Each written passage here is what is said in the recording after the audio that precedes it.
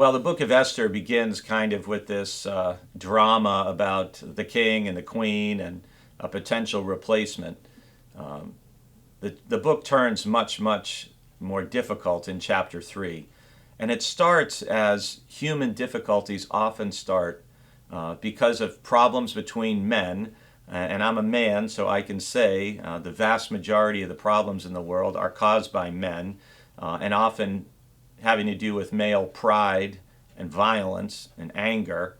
And that's what we see in chapter 3 of Esther. And it's a conflict between Haman, who's the grand vizier. Some of us of a certain age can picture that because we saw the animated Disney movie Aladdin, and we can picture the evil grand vizier who wants to take over things and run things for the king. And that's kind of Haman, that's his role. He's the vizier, and he's ticked off. He gets angry because everyone's supposed to bow to him and Mordecai doesn't. So how does Haman as a man respond to the fact that one guy won't bow down to him and show proper humility before him?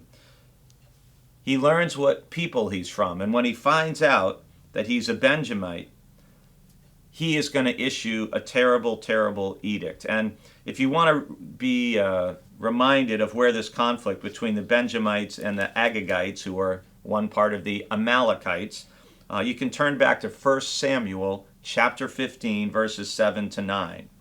And so, because Mordecai doesn't show him proper respect, Haman, in an act of total disproportionate response, decides he wants to kill and destroy all the Jews, the people of Mordecai, throughout the entire kingdom.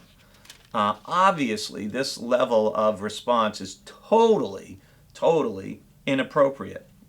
But he goes and he pitches this terrible plan to the king, and the king's secretaries were summoned and they all write this edict. And then we hear this in verse 13 of chapter 3.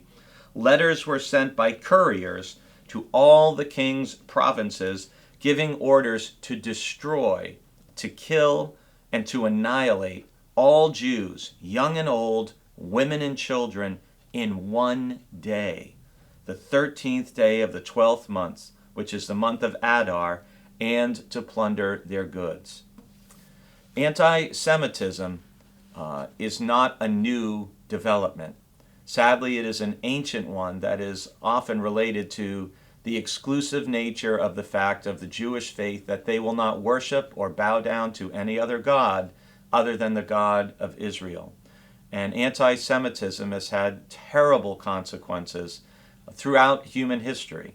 So we see it as old as this story in the book of Esther. We know that tragically Christians have played a role in it, largely due to words that are attributed to the Jews in the Gospel of John related to the crucifixion of Jesus. And of course, the most appalling being that which took place under Nazi Germany in the 20th century, in which 6 million Jews perished in the gas chambers of that terrible time in Germany and in Europe in the 1930s and 40s.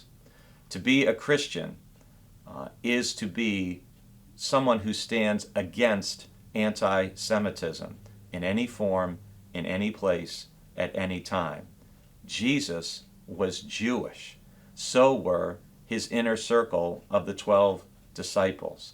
And as Christians, we should always stand in opposition to anti-Semitism, as Esther and Mordecai will do.